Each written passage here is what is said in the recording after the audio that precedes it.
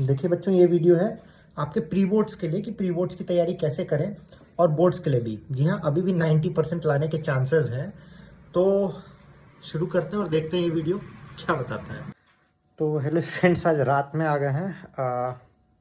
ये वीडियो घर से ही बन रहा है क्योंकि मेरे पास एक क्वेश्चन था मेरे दिमाग में। बच्चे भी पूछ रहे थे कि सर प्री बोर्ड्स आ रहा है, कैसे तैयारी करें, प्री बोर्ड्स छोड़ के बोर्ड्स की तैयारी की जाए।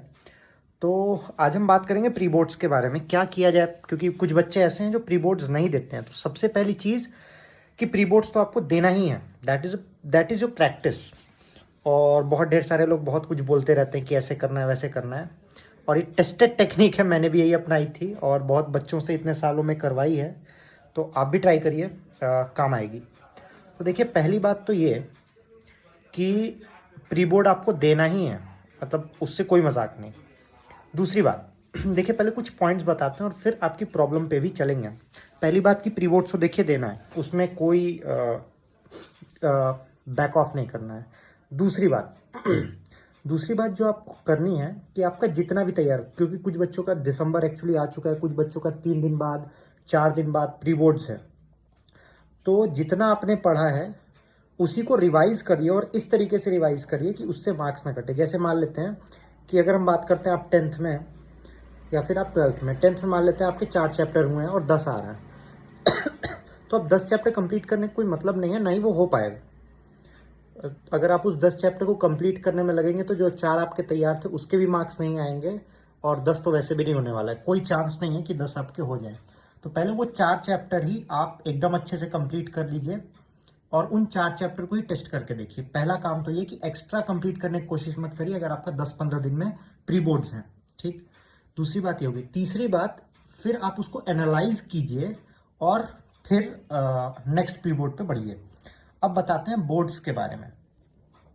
अब बात आती है आपके क्वेश्चंस की कि सर मेरा पढ़ने में मन नहीं लगता है, कब करें, स्टेबल टाइम टेबल बनाएं, कैसे डिवाइड करें। तो देखिए, जो सबसे पहली चीज़ आपको करनी है वो आपको चैप्टर्स को डिवाइड करना है। अगर अभी भी आपने कुछ नहीं पढ़ा है तो बहुत देर नहीं हुई, 90% अभी भी पॉसिबल है। बट अगर आप जनवरी से कोशिश करेंगे बिना कुछ पढ़े तो मुश्किल होगा।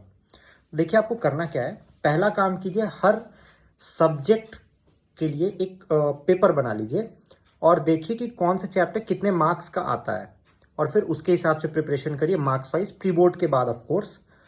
हाँ, दूसरी बात, बच्चे कहते हैं सर कब बैठें, क्या टाइम टेबल है, क्या टाइम टेबल बनाएं, किस टाइम टेबल से हम पढ़ें। तो देखिए, टाइम टेबल जो है, जो मैंने सीखा है, वो बहुत ही फ्लेक्सिबल होना चाहिए। फ्लेक्सिबल मतलब ऐसा नहीं है कि हम 9 बजे पढ़ने बैठेंगे, क्योंकि सबसे बड़ी दिक्कत क्या आती है कि हम टाइम दे दिए कि 9 बजे पढ़ने बैठेंगे, पर अब होता क्या है, 9:02 हो गए, तो अब होता है अरे भाई 9:02 हो गया, अब 9:30 बजे पढ़ेंगे। टाइम टेबल आपका होना चाहिए, जब टाइम मिले तब पढ़ें। ऐसा नहीं कि अच्छा हम 9 बजे पढ़ने बैठेंगे, अरे आज 7 बजे खाली हो गए, नहीं, टाइम टेबल में 9 दिया है, ऐसा कुछ नहीं। आपको जब टाइम मिले तब पढ़ना स्टार्ट कर दीजिए। इस चीज़ का इंतज़ार मत कीजिए कि टाइम, हाँ, टाइम टेबल आपको बांटना किस तरीके से है।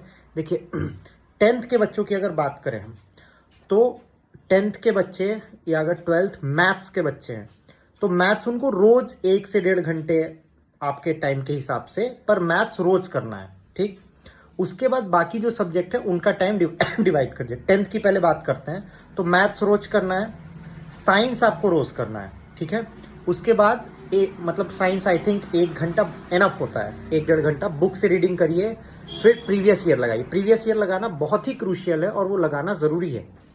फिर उसके बाद जैसे सोशल स्टडीज़ हफ्ते में 3 दिन सोशल स्टडीज़ को दे दीजिए, 1 दिन इंग्लिश को दे दीजिए, 1 दिन हिंदी को दे दीजिए, 1 दिन कंप्यूटर को दे दीजिए।